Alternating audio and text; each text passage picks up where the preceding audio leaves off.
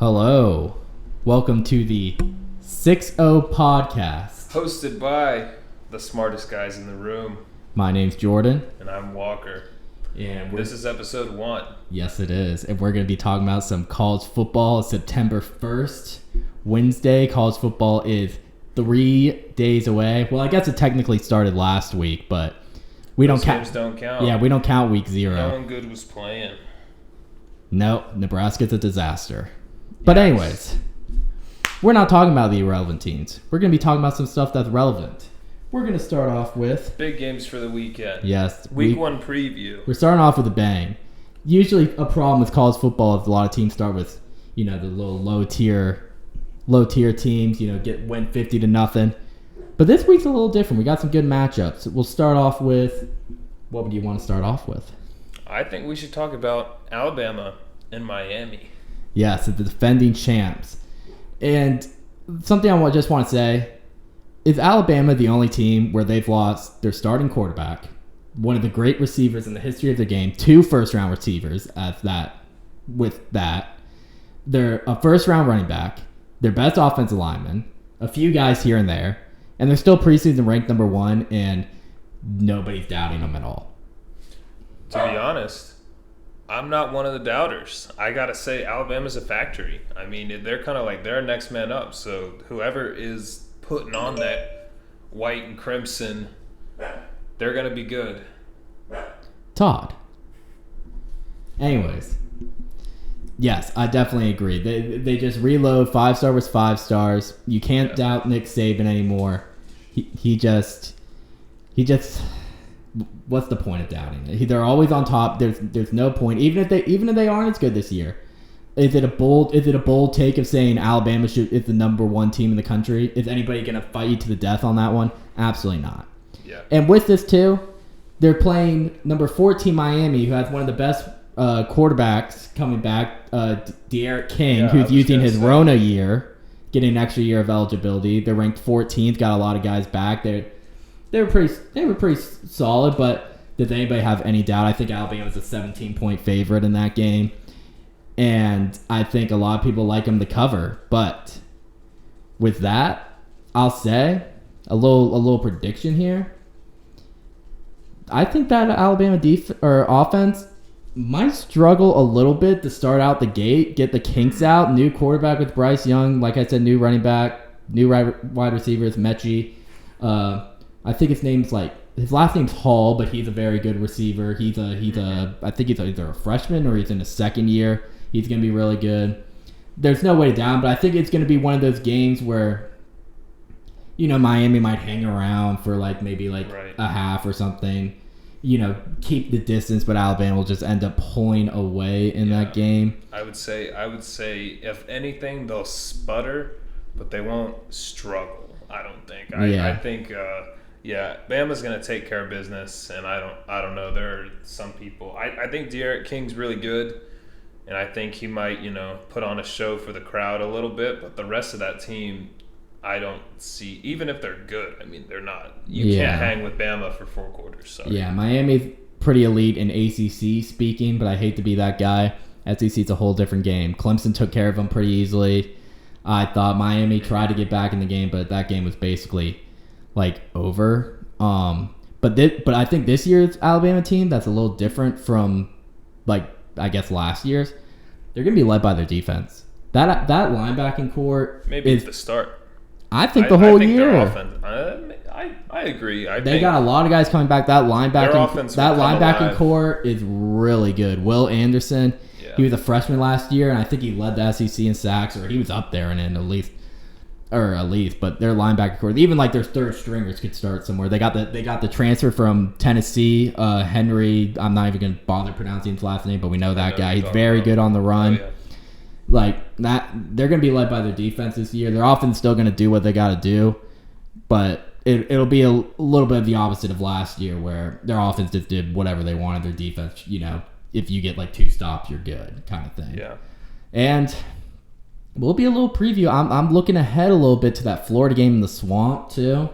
That's gonna be a big game in front of that crowd. That crowd's gonna be going crazy. So, get the kinks out of the way against Miami. Get ready for Florida and everything. Not exactly saying. 2? I think it's week 3 actually. Oh, wow. So it's coming up. I didn't know that. But I think with that, we could probably move on to one of the next games that we can talk about. Sure. I say let's talk about LSU UCLA. This one's a very interesting game in my opinion. I agree. Multiple storylines. LSU, a big disappointment from last year. They had a few opt-outs, but still, they were just a disaster. They ended the year with a very good win against Florida, the famous shoe game, the classic. But I'm looking, you have LSU thinking they bounce back and everything. If not, if they stink again, does the seat get a little warmer with Coach O? Other than that kind of 2 years of Joe Burrow, could fans be like, was it just Joe or Coach O? Because you got to remember, before Burrow started, like not their natty year, but the year previous that, Coach O was on the hot seat. That was his. If they would have stunk that year, he would have been gone. So I wonder if it's going to be one of those things. I don't think you can fire him, but something very interesting to look at. He's under a monster contract though too. That is a good point. I'm not a big, I'm not big into the money and logistics and stuff. I'm not as educated as other people in those fields, but I definitely know that they got to pay him for a long time. I think they might have signed him to a 10-year deal or something. I don't even know. But we've seen that hasn't stopped schools from true. Firing coaches. I think not that they were going to do it. They're going to ride the wave. I still think they're recruiting pretty well. Yes, they are still recruiting well. So, they got we'll see if they put guys. it together.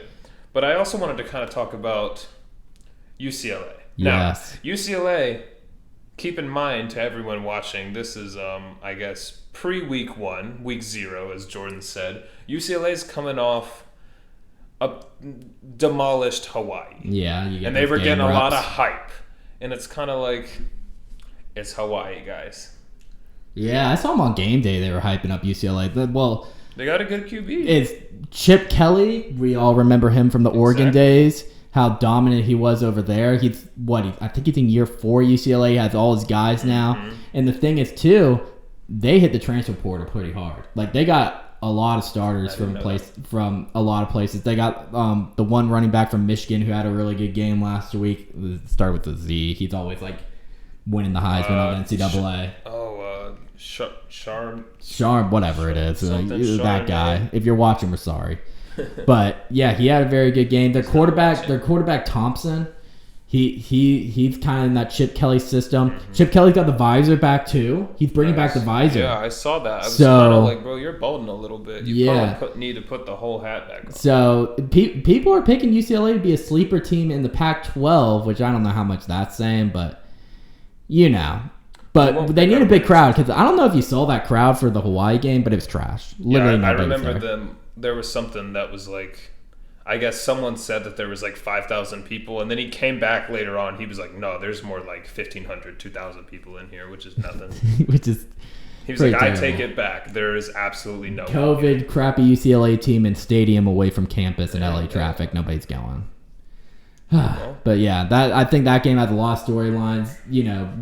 It'll be interesting from the results how that's going to go. Especially, I don't know, Max Johnson, he's a Oconee alum. He went to the same high school as our good friend Brock Vandegrift. Brock, if you're watching this, shout out to you. You don't know us, but come on the show. Come on the show. We're UGA guys. We probably should have said that. Yeah, we're UGA guys. Let's back up. They'll probably figure that out later. Will, over the course of time, both of us went to University of Georgia. Yes. Recently graduated. We can move on to the next game. I'd like to talk about Notre Dame and Florida State. Yes. So Notre Dame, they're losing Ian Book, a Notre Dame legend, winning-wise at least. True. I think who's their quarterback? I think Cone, the guy from Wisconsin. I believe he was a former Wisconsin quarterback that transferred over. Sounds he has some starts with him. Their defense should still be really good and everything. But FSU, we remember them as that like crappy team from the years past, but they had a couple sneaky wins last year, didn't they? Yeah, they beat UNC last year, I believe. But they got Mackenzie. I have no idea. I don't know either. But they got Mackenzie Milton, if we all remember him from UCF, the national champs, so-called. We'll give him that. We'll give him the national championship. We'll give him since the like asterisk next to it. No, let's just straight up give it to him. So like we don't have to say Alabama has it. Okay, that's cool. Yeah, fair enough. But that being said, I don't want to do my picks yet. No, we're doing our picks later. Never mind. But I think Mackenzie Millen would be interesting to see how he goes because he almost had a leg amputated. Yeah. What was it? 2 years ago, hadn't played football in 2 years. I believe he was named the starter. And great, you get to go up against Kyle Hamilton, first team All-American safety in that Notre Dame defense, which they've always leaned on. They did lose a couple guys in the draft, I believe, but still, Brian Kelly. Speaking of Brian Kelly, Notre Dame's been recruiting pretty well. I don't know if you've been keeping up with that, but they've been recruiting pretty well recently. They've been kind of on a roll. They've usually kind of been like in that top 10 kind of tier, like 8-ish. But they've been You good? they've been I've been talking too much. Oh yeah.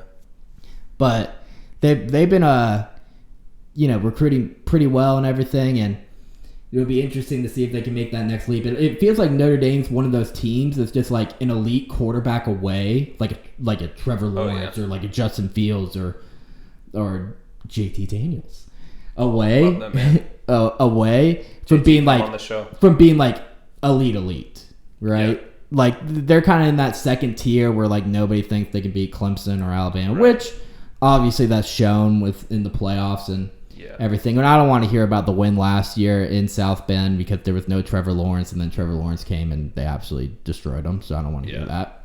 But I think that'll be an interesting game. I believe that game is. I didn't watch it. I did. It went into OT, I think. I know what happened. At least it came down to the wire. Yeah. Well, and I think that was DJ Ucla, whatever his name is. Ukulele. Yeah, Ukulele. Second start too, and he played pretty well in that game. But I believe that game's on Sunday, so all eyes will be on the Irish. I'll say this: Notre Dame, a little overrated at 9. I hate to be that guy that cares about preseason rankings because they don't matter at all, or at least they shouldn't, and we should get away from preseason rankings altogether because they're stupid. But a little high in my opinion. I think that's a little name off the brand right there, and maybe that had to do with the playoffs last year too. That happens every single year. I don't think too much into it. Yeah, it just comes with that. I think it's about time. Let's not get too carried away here. I said that we're both UGA fans. I've been a UGA fan my whole life, and I recently graduated from UGA. But we got to talk about unbiased. The biggest game. I like to think we're pretty rational UGA fans. I agree. You'll come to learn. Compared to others. I will say, we're going to talk about, I'm not just saying this because I'm a UGA fan, but this is, one, the biggest game of the weekend, and two, maybe the biggest regular season game of the entire season in UGA, Clemson, in Charlotte, 7:30. What you got? I'll tell you this. So we had breaking news coming into the pod that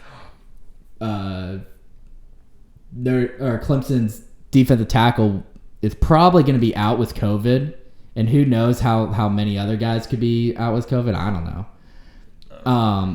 There was a rumor going around that Justin Ross broke his foot. I can tell you that I am hearing now that he did practice today. So that's I don't know. Let's not get into the crazy details. But anyways, we should say, what are our general thoughts? I think personally, I'm a UGA fan. I'm optimistic. I'm looking at a team. We have, I guess, a returning quarterback. I think a lot of times in college football, you see that the better quarterback will win games, and it's not like I think JT is necessarily better than DJ, but also it's like he definitely has more starts under his belt. And I think his experience and his composure might benefit us in that scenario. So I think we might have the edge there.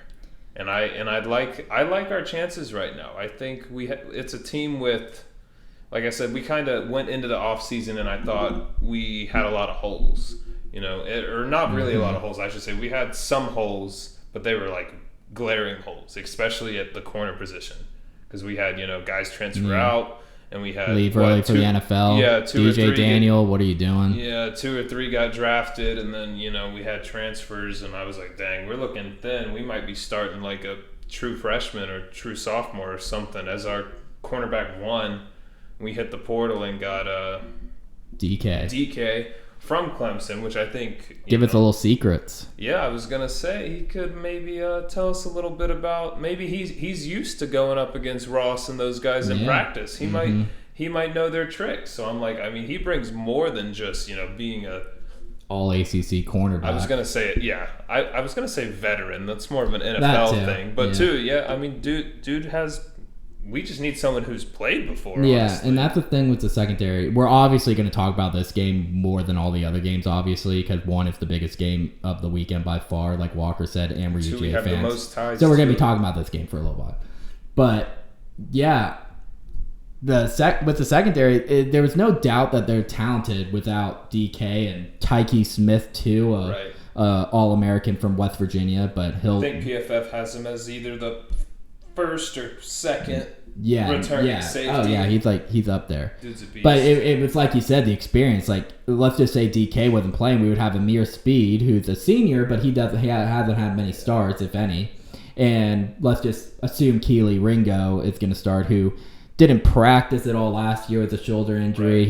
He's a second-year player, very talented. He was a 5-star number 1 corner. But basically 2 guys who have never really played before, playing in the biggest game of their life. Yeah, and guess what? You get to go up against Justin Ross, who was one of the best receivers in the country before he got hurt. Not a great situation to be in. But the UGA hit the portal, got Tyke, got Arik Gilbert, but he's not with the team right now. Wow. Yeah, but that's the thing. So that's what I was about to say. With you saying you're optimistic, I remember when I was you. About like 2 weeks ago. That's true. Let's go through the timeline. A little quick timeline. So end of the year, beat Cincinnati, whatever, who cares? I don't care about that game. Don't care if we won or lost. We had starters not there. I didn't care. I'm that guy. Unless it's the playoffs, I don't care. But anyways, we win that game. We have these guys coming back. JT Daniels. We got George coming back. We got all these guys back. But like what I've always said, the difference between like a national champion and like everybody else, and it always happens with Alabama and Clemson, is that you get their seniors. Yeah, you get your seniors that come back that weren't supposed to come back. Yeah, well look, Devontae Smith, he was going to be a 2nd-round pick, ends up coming back, having the great, and then has one of the great wide receiver seasons. He made it look just Dylan Moses, he ended up coming back. I don't know if he was that good last year, but still, either way. Clemson, Trevor Lawrence's freshman year, they had that whole D-line come back and destroy everybody. And so we got Zeus back. We got James Cook back. We got JT coming back. We got Jordan Davis coming back. People that like could have easily left that we've seen in the past with UGA. We've had Isaac Nada, Riley Ridley. Yeah. We've had guys Jake Fromm. We've had no business going early. Elijah Holyfield. Like, and then dudes become a 6th-round pick. They're cut after 2 years, and you're like, why? Yeah, and can I blame you if you want to go get your money, or like you think you got nothing else to improve your stock? You're actually gonna go get the money though. Yeah, sure. Like, fine, whatever. You like go take your chance, whatever. But like, it's just those situations where you're like, dude, we could have like. Really, like Ridley got cut like a few days ago, and what was he, like a 4th-round pick or something? Like he could have came back and potentially up his stock, or at least play some more football or something like that, and do what he had to do. Now who knows how much that would have made a difference with James Cooley, but besides the point. But so I'm like, I hate to be that UGA fan, but natty, I was thinking, and then George Pickens gets hurt in the spring. I wanted to die. But I realized another thing that made UGA different than teams in the past is the wide receiver depth. Wide receivers are disgusting. Yep. You might not have heard a bunch of these guys. Jermaine Burton's one you probably have heard of. 4 and 5 stars. Marcus Rosemey is a guy. He's going to be really good. He might be the leading receiver. Look out for that bold prediction. Arian Smith next to McCole Hardman. Maybe. But a few guys like that where I'm thinking, okay, like, if there was a position we would have lost our best player in, I guess let it be wide receiver because we had that much depth. And so I'm still feeling pretty. You should have knocked on wood though, because we lost all of them. Yeah. So then throughout the year, or throughout the fall camp and summer camp or whatever it was, we need to stop. Yeah, 150% pads in the Georgia Heat practice. You see all these wide receivers getting dinged up. Dominique Blaylock, who's probably. He's made of glass. I'm sorry. I love him though. Yeah, he probably won't play in the first game. He's got both knees now, right? Yeah. I think he. Yeah, I think it was both that he ended up tearing. I think they rushed him back too early. Yep. But anyways, so we have all these receivers dinged up, but it's like, okay, at least like by the time it gets to Clemson, we'll be fine. And then you hear Darnell Washington, who was probably one of the more players I was most excited for. Our biggest. What is it? Our biggest mismatch. Yes. Our biggest. I mean, I don't want to say weapon because he's. We haven't used him that much in the past, but I think that's because he wasn't ready. Yeah, and people underestimate how not having a spring kills. And so it wasn't kind of the end of the year when we started using him. He started making plays. Like I was expecting big things from him. And so dude's like Megatron. I mean, he's literally 6'7", 6'8". And my thing is too in the blocking scheme too, which is something I'll go in later. And then Tyke Smith is out. Now I believe in Brennan, the backup. He was fighting for that spot. Tyke Smith did not lock up that spot at that point. Brennan's a good player. He played well against Cincinnati. I like him. I think he's a solid player. I think he'll hold his own. But like. Tight end, Darnell Washington, which is something I think this is what the game's going to come down to, straight up. It's going to come down to the line of scrimmage. I hate to be that guy. Both Clemson and UGA have two of the best defensive linemen in the country. You got Miles Murphy, you got Brian Breesy, two former 5-stars, second-year players. Brian Breesy was the number 1 player in the country. Showed some flashes. At Georgia, you got Jalen Carter, you got Travon Walker, you got Jordan Davis. Jordan Davis, who's going to be an All-American. Adam Anderson. Adam Anderson off the edge, who was excellent in rushing passer. We got Nolan Smith, who he didn't do too much last year, but he still got talent. So that's a year to step it up. And the thing is too, is it's not even that those are the biggest strengths of each team, but I would say like the biggest weakness for both teams are the offensive line. Mm-hmm. Dabo, I don't know if you saw this or if I sent it to you or whatever, but Dabo literally said yesterday is that he's thinking about switching out centers, like rotating centers. That is not a good sign, especially when you got Jordan Davis right up there, just killing all your centers. I don't even know if that's a thing. I mean, I don't know if that's a thing. Rotate centers. You could also look at it the other way too and say, hey, maybe that he has 2 or 3 guys that he's truly has evaluated them, and he says, hey, and I got 2 or 3 guys that I like. From what I've kind of seen, he's kind of been worried about the offensive line. We're also on our backup center too, so I guess. And that's the same thing with UGA. Yeah, you pulled the straw out of both those cups. Yeah, so. Those are two kind of the biggest weaknesses. So that's what the game's going to come down to. Who can rush the quarterback. And I think the over-under was 51 maybe. I'm just going to tell you right now, I bet the under. I think it'll be. It's going to be high scoring? No, I don't. I think both defensive lines are going to make things difficult for both teams. It's going to be around there. It'll be in the 20s, I think. But it won't be 30 to 30, 40 to 40 or whatever. 35. Yeah, nothing I think both defenses are going to, do what they got to do and hold them down, and we'll see how it goes. But I've become nervous for this game, but I know right when I walk into I'm going to the game, but I know right when I walk into that stadium, I'm going to be UJ is going to win. Which I hate myself for that. But. Yeah, I mean, I feel like we got to be confident. I almost want to say, I mean, other than the injuries, but all teams have injuries. Pleasantly surprised me.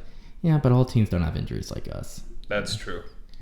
There's so many guys dinged up and everything, and then we got guys out. And the thing with Tyke and Darnell, that's just come on, man. Yeah. Both gets injured on the same day, and both got the same surgery. Yeah. Literally the exact same thing. Two of our best players, honestly. Yeah, two top players. Neither of them have really, really played for us, but it's kind of the expectations are that they're up there and everything. Like I said, Darnell was just his thing's just about being a mismatch. I mean, you could line him out wide, and you can't tackle him. It takes 50 people to tackle him. But with that, we're excited for him. So hopefully, make the full recovery. I think we can save the rest of our discussion for the picks at the end. But for now, I think we're going to move on to our third topic, or I guess second topic after the intro. Intro was the first one. We're going to talk about the Heisman Trophy without seeing anything. Yes. What are we thinking? I'm thinking, I mean, it's an obvious pick. I'm sorry if I'm yanking the rug out from under you, but I mean, Spencer Rattler has got to be the front runner here. I mean, even if Oklahoma, goes 9-3 or something, best odds. Dude. Yeah, I'm thinking just best odds right now. I mean, he was looking pretty dynamic at the end of last season. He's got the dual threat. He's everything you want. It's a quarterback award now too. So yes, it is. I actually kind of funny with that. Like, I think it was today. I was on Instagram and I was scrolling through, and Bleacher Report's best top 10.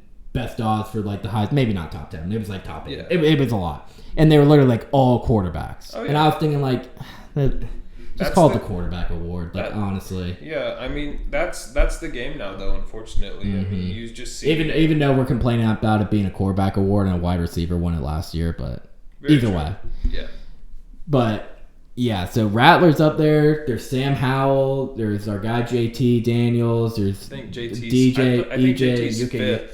Yeah, he might be. DJ was 2 or 3. I think DJ Ucla, blah, blah, blah, whatever. Who else is up there? I said Sam Howell. I've heard a couple people take Ritter. The Cincinnati QB. Yeah. That's a little dark horse one. Yeah. But I'm gonna agree with you that Spencer Rattler should definitely be the favorite. I mean, it's a quarterback right now. Yeah, it's the scheme. Yeah, and going up against Big 12 defenses and everything, and we've seen it before with Baker and Kyler. They've had the success. Jalen Hurts, it's a numbers award too. He won the Heisman, but 100%. The stats. I mean, Jalen Hurts he made the panel, right? He was. I think you're right. I think he did. I think he did. They brought him there, so yeah. I think it's hard to. I don't know. Without seeing anything so far, just from pure speculation, I think Rattler's got to be the pick. Yeah, and he'll have that potential Heisman moment too with going up against Iowa State, who many have predicted will make the playoffs. Maybe either way, it's kind of those two teams in the Big 12 and kind of everybody else right now. So that should be they might play twice because of the Big 12 championship and everything. So that's kind of the Heisman moment. Sam Howell, very good quarterback, but I don't think he has the brand with UNC unless they go out and beat Clemson and make the playoffs. I was going to say, that's the only way. They'd have to basically... It's a weird award. It's individual, but it's also a team thing too. So it's weird. It's a weird award. They're not now. I mean, you can get too many logistics. I was going to say, you got someone I know we're going way back, but RIP actually, I was going to talk about Colt Brennan. Through 6,000 yards, 60 touchdowns, something like that at Hawaii, and I don't even think they considered him. Yeah, it's he probably got the invite, but nobody thought he was gonna get in. It's Washington weird. State, I think, has had a few quarterbacks. They got who was that? Luke Falk or someone, or even Minshew was there. Yeah, and they run the air raid, and I'm like, okay, well that guy's throwing 50 touchdowns, and they're not even top 10 in Heisman. Exactly. So I do agree. It's you got to be the best player on one of the top maybe 3 best teams. Yeah. To win. So, but here's a guy that what was it, Bright Hall from Iowa State. That's probably the top running back contender. Oh, yeah. But really, I guess the Texas running back, Robinson, but he's kind of that sexy pick or whatever. I'm sorry. I think all he did... If Najee after that year he had last year where he scored 30 touchdowns or something, like I said, he didn't make it, or was he... I don't think he got invited. That's what I'm saying. I'm if he couldn't even do it, then no one's doing it. You have to be a game changer, I feel like. And I feel like running backs today aren't really... Unless you just have an all-time year. Changing. Yeah, I mean, like I'm trying to think what it would take though for a running back to win the Heisman again after these quarterbacks are just putting up. And especially with this too, I feel like with the playoffs too, it's kind of like, before it was like, oh, if you're in the top 2 teams, you're going to the Natty, all that kind of stuff. Yeah. Like that kind of helps. But now it's kind of like more players kind of have that like, oh, well, we're in the playoffs kind of thing. Like we were discussing with the team success to throw their hat in there and everything. So I'll say it's a stupid award. I don't care about it anymore. Unless JT wins. I like the Heisman. I like it better than NFL MVP. Well, yeah. Just kind of like all the awards are so like political nowadays and like logistics. Rodrigo. Hot Rod. He got snubbed the year before, which is why I was Hot Rod. He didn't even get invited that year, and I think they gave it to the dude from Auburn, and I was like, no. Yeah, I think you're right, but he won the next year, I think. Well, he did. I think they gave it to him as kind of a career award, though. Yeah, because that was not his best season. No. He missed a couple late. I love you, Rodrigo. Come on the show. You're my favorite player. I'm not gonna say it. Let's not talk about it. Yes. So move on. Yes, we can move on real quick. Playoff predictions. We were just talking about the playoff predictions. Now, I haven't gone before. I'm gonna preface this by saying I haven't looked at everyone's schedule, so it's not like I've sat here and I have schemed this out and think like who's playing who to get to where. Mm-hmm. So when I give you my prediction, I'm just gonna shoot and say whatever the 4 best teams. Sounds fair enough. But you can start. Okay, I'll go first. So, I say you just can't bet against Alabama. Never bet against the champs. That's what a wise man told me once. So I'm gonna say Alabama. I'm gonna say Clemson. There's no in particular order, by the way. I'll say Clemson. Even if they lose to Georgia, they're in the ACC. They should run through everybody in there. UNC might be a challenge, but. I feel like if their backs are up against the wall, like either way, they can afford a loss to anybody. If it can beat UNC, if it's UNC or Georgia, like they can afford a loss either way. I think because they should just run through everybody else. I'll go with Oklahoma. Interesting. They got literally everybody at back. Kind of the going off the same thing that I mentioned. Big 12, not as good. But they literally got everybody back. They were hot at the end of the year. I think people are kind of hyping up that Florida Bowl win a little too much because Florida had some guys out. They're missing all their receivers. I hate defending Florida, yes. But I agree. They were missing basically every single receiver. Yeah, so. But it's still a big momentum booster going into the year and everything. But I think everyone's hyping that win up. But they got everyone back in the Big 12. Spencer Rattler, we were discussing how good he is. Should take care of business. I think that running back room though is getting a little thin. I think they had one transfer from LSU that I think is trying to go back to LSU. What? And apparently he can and be like eligible because he didn't start classes or something? I think it's like a certain number of practices. You got to practice like 14 times or something like that. And he didn't. So he can be like eligible back. They need to fix this transfer crap, by the way. It's terrible. It's college football free agency. It really is. But it's worse than that because, you can just go back to the old team. Yeah, and that's stupid. I'm sorry. Or transfer again. Like, we had a dude transfer from Georgia, had a corner transfer from Alabama, and then DK came to town and he did. Yeah, apparently he can do that because he was never like enrolled. So it's like a verbal commitment kind of thing. So that was a little different. I agree. My thing is, what was like? I don't think the dude was going to start anyways. But you're probably right. Anyways, so I got Oklahoma. See, and if I was just a regular college football fan, I would put Georgia because I think they got the talent to at least beat one of Clemson or Alabama. If they split on that and obviously beat everybody else, they're in, obviously. And so I think we're me being a logical college football fan, I would say Georgia. But I don't want to jinx it. So I'm not going to say them. I'm going to say Cincinnati. What? Yes. What? Yes. What? Cincinnati makes the playoffs. It finally happened. Predictions was the next segment, Jordan. Ooh, I got another bold prediction too. You have another one. Todd, what are you doing? Todd's the mascot. Yeah. But anyways, Todd's my yes. So here's my logic with that. And don't say it's because Georgia barely beat them. No, like I said, I don't care about that game. I'm looking at it like this. They play two teams that's going to help that schedule. They play Notre Dame, I believe, in South Bend. Obviously, they got to go undefeated, by the way. They got Notre Dame in South Bend. And where I mentioned before, I'm throwing it back a little bit here, where I thought Notre Dame was a little too high. But I think Cincinnati's preseason 8, and that helps.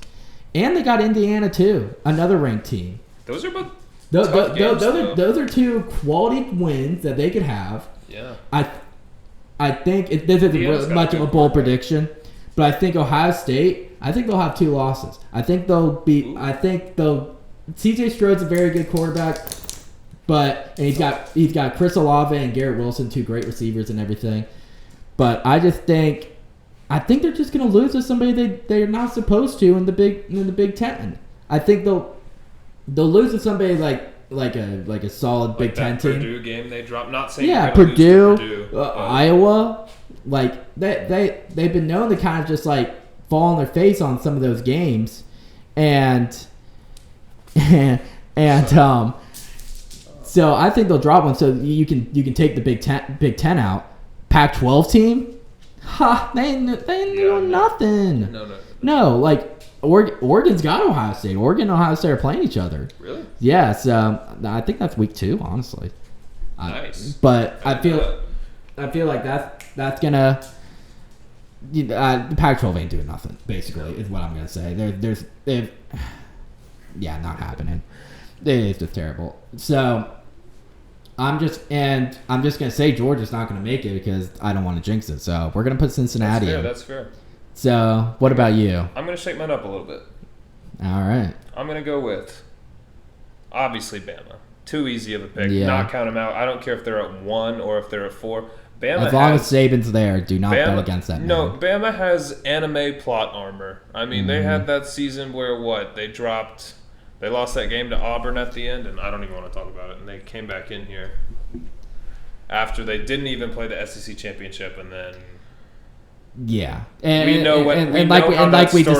discussed earlier, the brands, the committee likes to switch it around. I honestly think I could see.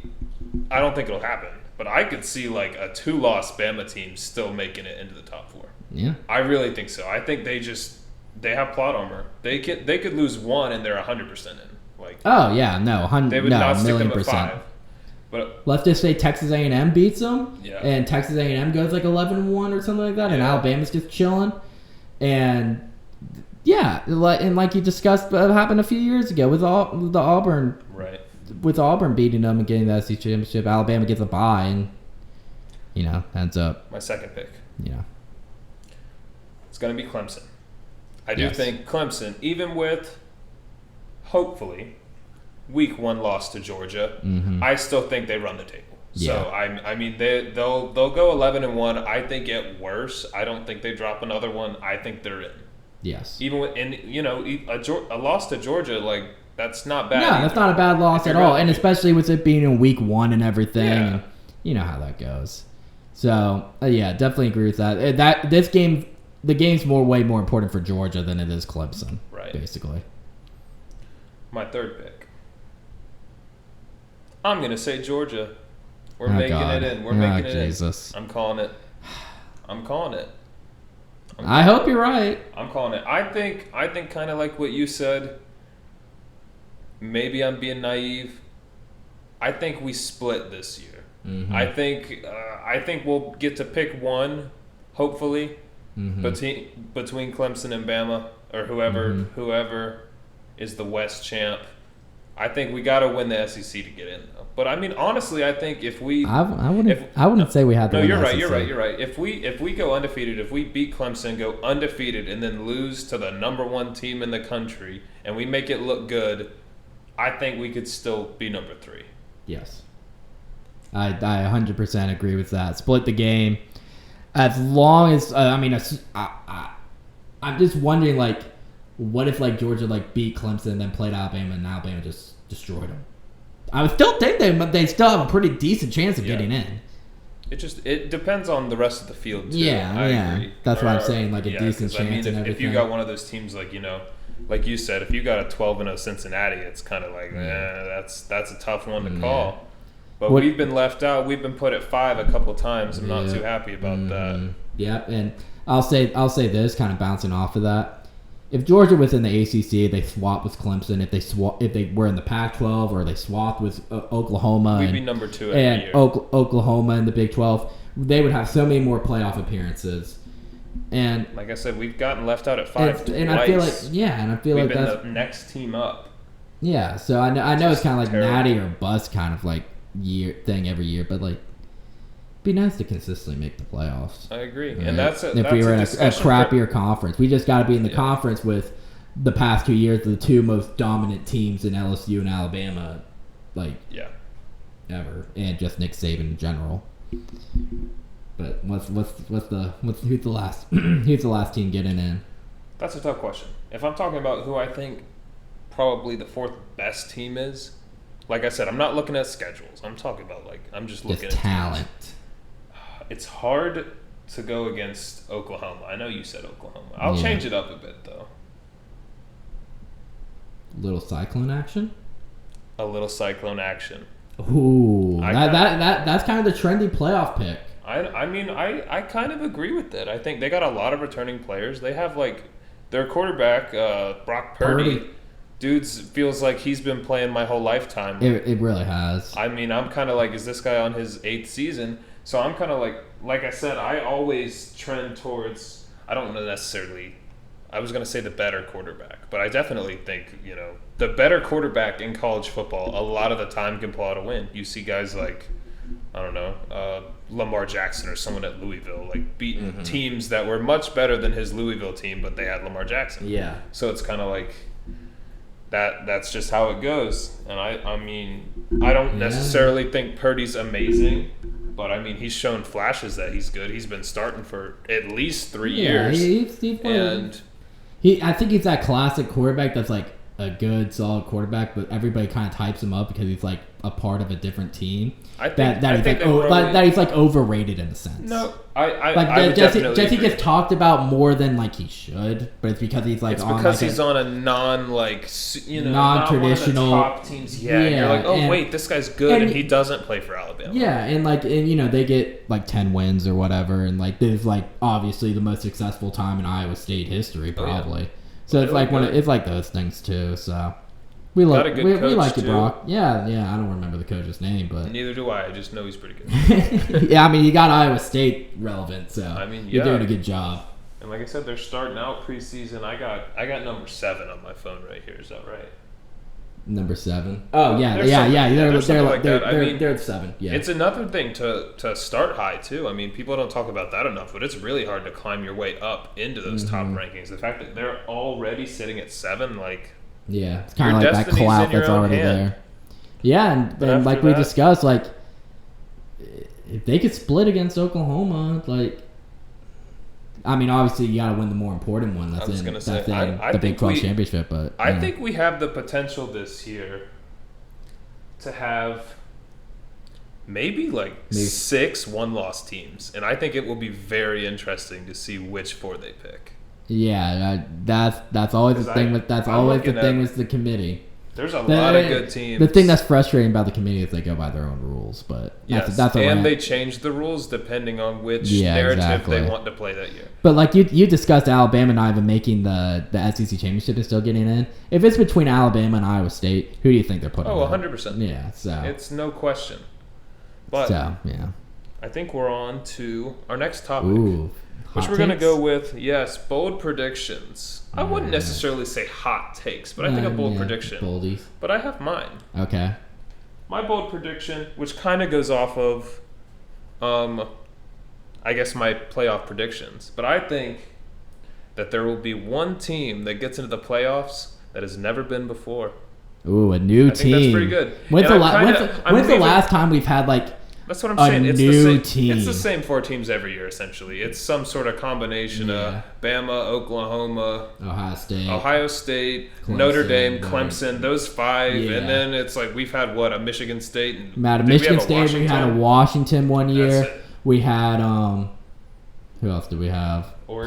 Oregon, yeah. Florida State. I mean, if you kind of add up just all the different schools that it's been in, it's not that much, right? And especially especially in the years past, seems like the past 3 or 4 years it's just been the same exact teams, which is something everybody complains about, which I agree.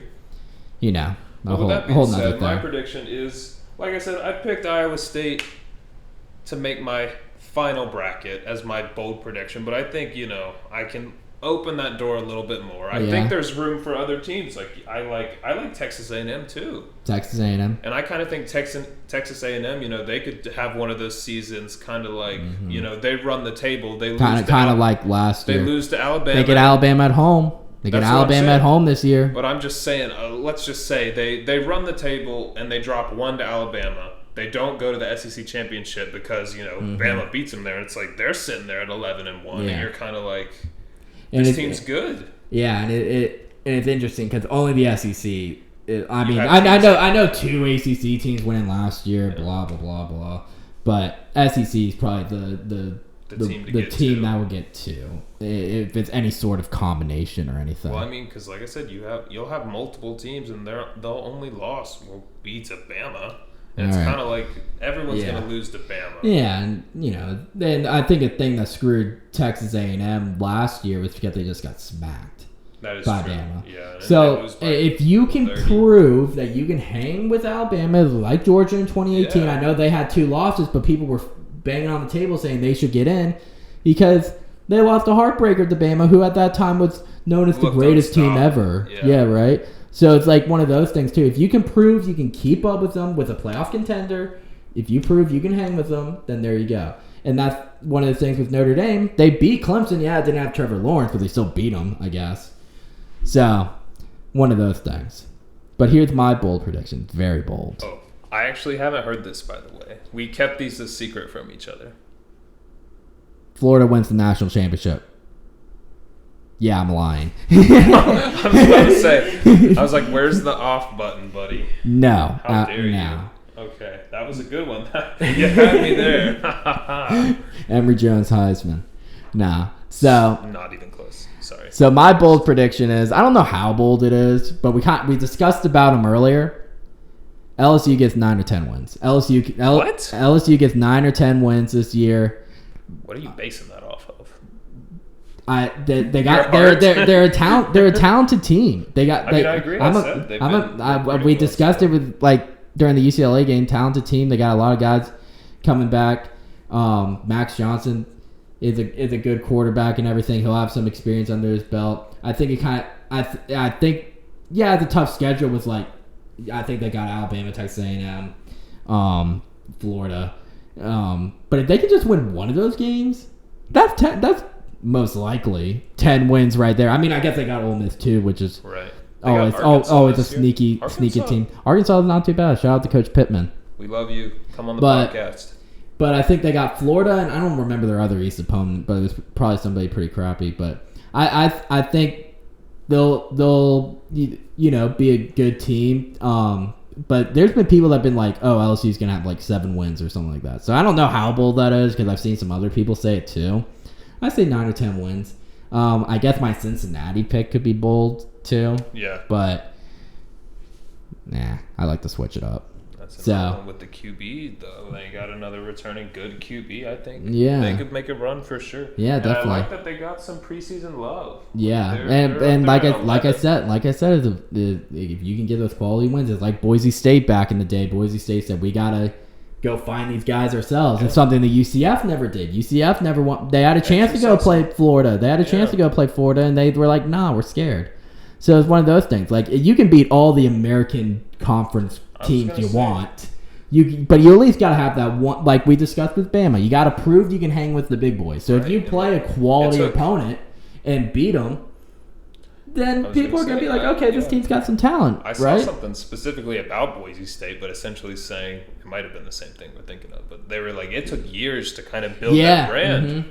They same thing with UCF. They didn't. You can't just have one and done season. So it's kind of like, hey, Cincy, we're giving you the 11th spot. Yeah. Hey, Iowa State, we're giving you 7th spot. Like, what are you gonna do now? Yeah. It's no, like you're on the radar. Exactly. You're not coming out of nowhere. It'd be different if it was like an undefeated, like non-Power 5 team or Group of 5 team that's like comes out of nowhere, right? Let's see let's see what you do when the spotlight is on. Yeah, and they have those two big games, Notre Dame and Indiana, which are two pretty good teams. I like Indiana a lot, actually. Yeah, they hung in there. They hung in there. I mean, I was going to say, I think Ohio State kind of pulled away at the very end, but it was like a one-score game until the fourth. I remember it. If I remember correctly, it was Ohio State was just blowing them out, right? And then Indiana got back in it and made it interesting. Our good friend, our good friend of the podcast, Justin Fields, didn't have his best game. I think he threw like 3 picks. Oh, Justin Fields, come on the podcast. Yeah, we'll have to cry a few times. It's okay. It might help ease the pain to talk to him in person. Maybe. I don't know. But we don't have closure. But that's yeah, the problem. I don't know. I don't know how like bold that is. Like some people are saying like Auburn will be like undefeated by the time they play Georgia. They got Penn State in Happy Valley. With a whiteout, yeah, that's not going to happen. Oh, for people who are only listening to audio, I was shaking my head. Yeah, nah. Like, that's a few I saw. Auburn's sus to me. Yeah, very. I don't like their new coach. If they go 6-6, that'll be successful. Yes. But, just trying to think of some other bold. I guess Iowa State making the playoffs is a bold prediction or something like that. I got another bold prediction if Ohio State was going to drop to somebody that they shouldn't. So, that could be one. So we're more people like we got to see it. Like, I gotta watch these teams. I was like, I don't know. There's so much. I was talking to Jordan actually before we started rolling. Pre-pod. Yeah, pre-pod exchange. And I was basically saying like college is so much different from NFL in the sense that there is so much turnover every year, right? Like you got guys who are only there for 4 years to begin with because you got freshman, sophomore, junior, senior. So it's like it's not like NFL where people will sign just 4-year contracts, or you got guys that have been playing in the same place for 12 years and they have long careers. It's kind of like these teams are truly different every single year. And there's some guys who are like juniors that you just like never or I was gonna say never seen play or barely played. Exactly. Who are like 5-star recruits, but like you just every year is different. And I'm not just saying that to defend possibly a bad take about college football. I'm just truly saying like, hey, that's what makes it great. I really I need to see what you got before I'm gonna make any real. That's what makes before it we great. really talk. But I think with that we're approaching almost the hour mark. I think so. I think it'd be good to go ahead and go into our picks. Our favorite for part. week 1. College football. By the way, just for anyone who is still stuck around this long, comment down below Todd, so we know you're here. Well, you don't have to do that if you're watching the YouTube channel, but comment Todd, so we know you're here and read them out. All right. I was gonna say though, we're not only gonna do college football, we're gonna talk about some NFL stuff too. I think we're gonna kind of. The plan right now is to ride the hot hand. Whatever is the big news or big thing, the big story to talk about is what we're going to cover on this. Cam getting cut, Mac Jones time. Yes, but unfortunately... we'll talk about that later. Yeah, we can save that for another week because right now, NFL doesn't start for one more week. So let me change this just to college football in general to see if there's any I thought I was. You're on top 25.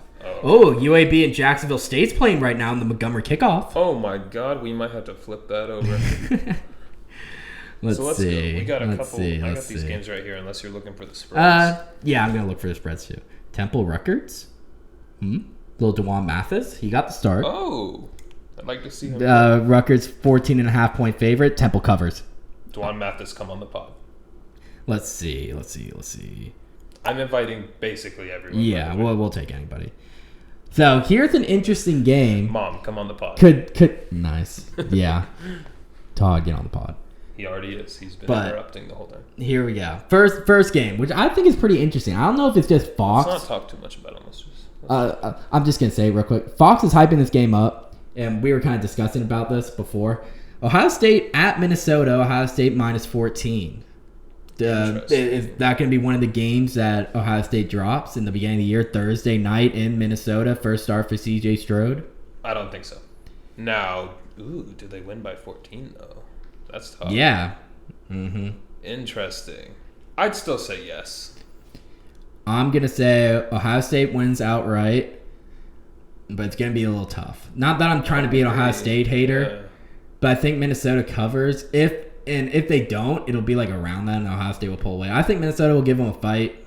Minnesota's a good team. Row the boat. They've got I do like Minnesota, back. By the way. Yeah, but I agree. So yeah, we both got Ohio State on that. You guys got cool helmets. I like the all gold ones. Those are sick. Sorry. Yeah, you're good. Here's another interesting game. Walker and I kind of brought this up pre-pod, but UNC number 10 against in Blacksburg at Virginia Tech. UNC minus 5.5. 6 o'clock Friday. I'm gonna ride UNC with that all day. I think they'll beat them by more than 6. You don't think so? I don't know anything about Virginia Tech though. Blacksburg is such a tough place to play. It is, and I think UNC they're getting a lot of hype coming into the year. That's another team that's like kind of that trendy pick to make the playoffs. That trendy pick to beat Clemson. That trendy pick to beat Clemson, win the ACC, whatever it is. So maybe that gets in their head. I don't think so. But like you said, quarterback league. Sam Howell's one of the better. He could beat that one of the best quarterbacks in the country. I think it'll be a tough place to play. I think it'll be pretty wild down there. I think Virginia Tech can hang around with them, but I think UNC covers. Yeah. I think they take care of business, but I hate to be that guy, but that's one of the upsets that I see could potentially happen. But I'm not going to pick it. I'm not going to be bold. I'm not going to lie. I kind of look at these matchups, and honestly, that's the one I'm almost the most sure of. I'm kind of like UNC's going to take care of business. Right. I think so. Don't sleep. What do we got up next? Let's see. Here we go. Some good old-fashioned Big Ten football. Penn State. Oh, yeah. That's what I was going to say. Wisconsin 5.5-point favorites. Really? Yes. They're number 12. They're ranked 12. Oh. They have that one quarterback. I don't remember his name, but you remember he had like a crazy start to the year. Like I don't remember his stats. I'm not gonna lie, I haven't. Well, they had this one quarterback who was just balling out. He started the year with like 10 touchdowns and 0 picks in the first couple of games. He was balling out, and then he got COVID, and then kind of all went downhill after that. Penn State with the team last year that got hit by that kind of COVID sus. They started off 0-5 and ended up 5-5. They're ranked number 19. Where are they playing at? They're playing in Wisconsin. Ooh.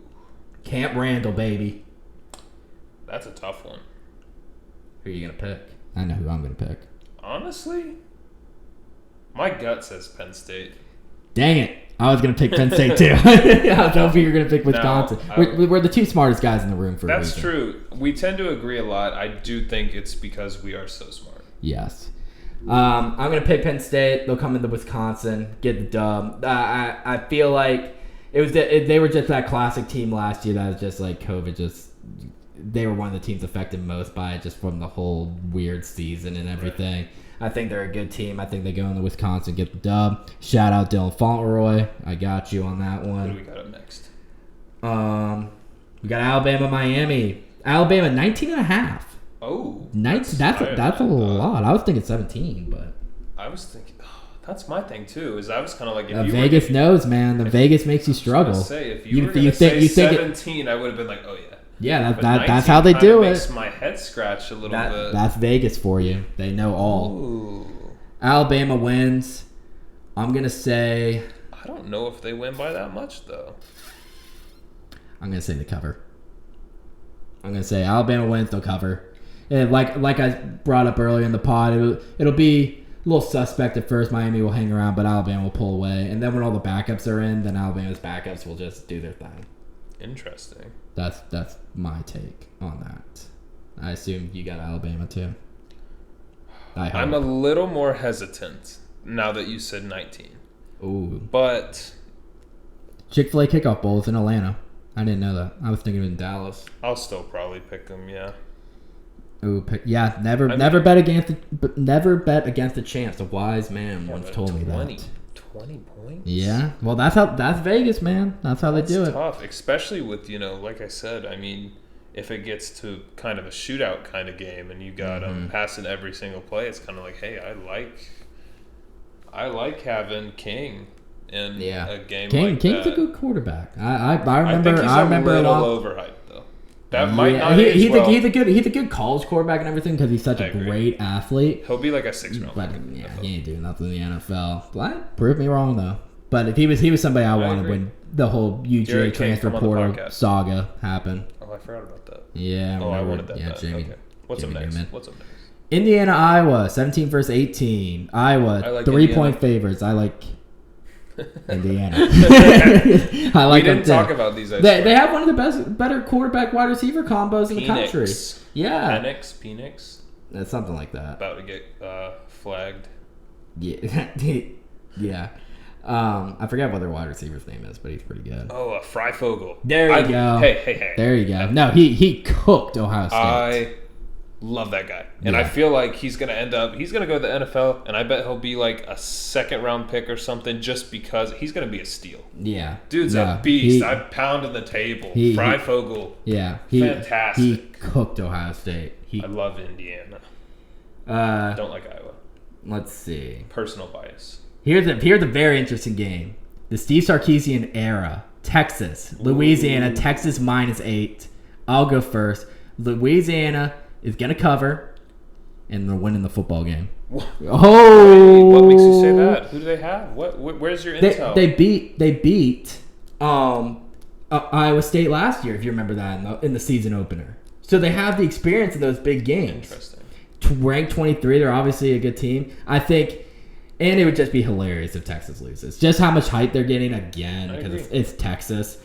And I think Steve Sarkisian will work. But I think it would just be really funny if they lose that first game and everyone just freaks out. Hudson Cars is starting. He's a redshirt freshman, I believe. I'm definitely more confident that they're going to cover. But I think they're going to go into Austin and get the dub. Honestly. I'm just going to flip it up. Yeah, do something different than me. I will. Yeah. I think I got Texas. I'll take the prestige and the new offensive scheme. Right. Over. We're doing this game last. LSU, UCLA. We brought it up earlier. LSU -3 in the Rose Bowl. Fox 8:30 prime time. Who you got? LSU. I'm going. Wait, what was the spread? -3, which is pretty low. Honestly, that is pretty low. Vegas knows something we don't. LSU's I think they're gonna take care of business. I think UCLA people are gonna, I don't know, they're gonna think, hey, we just blew out Hawaii. That's very interesting. Enough. Here we go. A famous Jordan Stein lock of the week. What? LSU -3. That I think they'll beat them pretty comfortably. Yeah.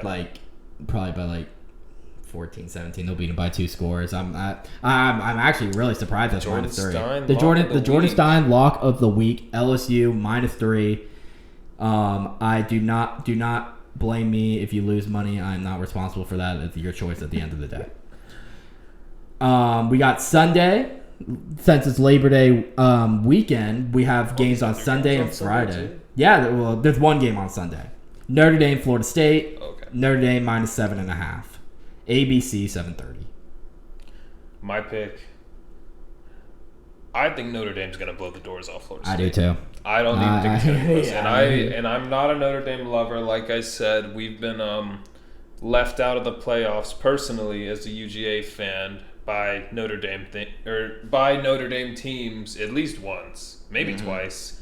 And both times I was twice. Yeah, because twice. They made the playoffs in 2018 when they got killed by Clemson. Yeah, and both times I was kind of like, bro, I think it was pretty obvious we were better. And not to mention Notre Dame's kind of And then we beat them twice. They're in the ACC, but they're not in the ACC. Like, they have some agreement where they got to play, like, 6 teams in the ACC, so that helps. But, yeah, I agree. Notre Dame covers. They're going to kill them. The only thing interesting about Florida State is really Mackenzie Milton. But is he that good?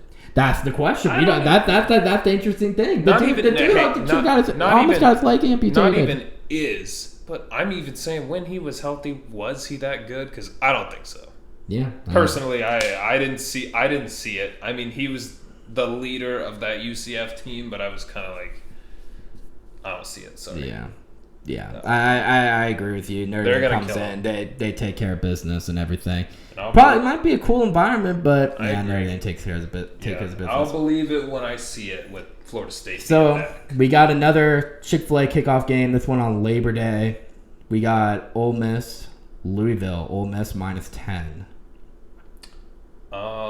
I think I'd probably take Ole Miss in this one too. I think I would too. I like their QB. I'll be honest, I know nothing about Louisville. I agree. I mean, like I said, we are UGA fans. I know my SEC more than Matt Corral. Anywhere else. You either get good Matt Corral or you get bad Matt Corral. I think either or. I think an off season, yeah. I don't know who Louisville has, but I mean, it can't be more than what an SEC team has, especially with even if he's hot and cold, a good QB. Yeah. All right. Well, that's the end of our podcast. Thank you for. Wait a second. I think we're forgetting something. We're forgetting something. What was it? Was it was the oven going off? No. I took the meatloaf out of the oven, baby. And what have we talked about? We talked about something. Oh, wait. There is one more game this weekend that I had to set up for. The Duke's Mayo Classic. Of course. Duke is playing? The Duke Mayo. No, just kidding. Even Duke's better. Mayo. Duke Mayo Classic. Number 5 Georgia. Number 3 Clemson. 7:30 ABC. Saturday. Clemson -3. I'm calling it right now. What are we thinking? I'm calling it right now. I'm going to look right into this camera. Do it. And I'm going to tell you, the Georgia Bulldogs are winning this game, and Kirby Smart is getting a Gatorade cooler filled with mayonnaise dumped on him. I don't know about that part. That would be nasty, actually. I hate mayonnaise. But Georgia Bulldogs, we're winning this game, and we're partying in Charlotte. I'm partying in Atlanta. There's going to be partying in Athens, Georgia, baby. And if it's not, if we lose, I'll just, either jump off my balcony or just kind of do what I always do as a Georgia fan and cry myself to sleep every day. Okay. We've discussed this game. I've already brought up my points. I felt confident. I've come in, gone to the game and everything. Past 2 weeks or so, I've just accepted that we're cursed and we are and everything. I have some bad news too. So after Darnell and Tyke Smith got hurt, I went into and bet Clemson -3. Yes, I'm a terrible person. Hold on. Yeah, I did. But the way I see it, worst case scenario, it's a win-win or a lose-lose. Yeah, it's kind of like you're playing the gray area. Yeah, it's hey, if we win, I'm super excited. If we lose, it's like, well, you know what would really suck? I got lunch tomorrow. You know what would really suck is Clemson wins by a point.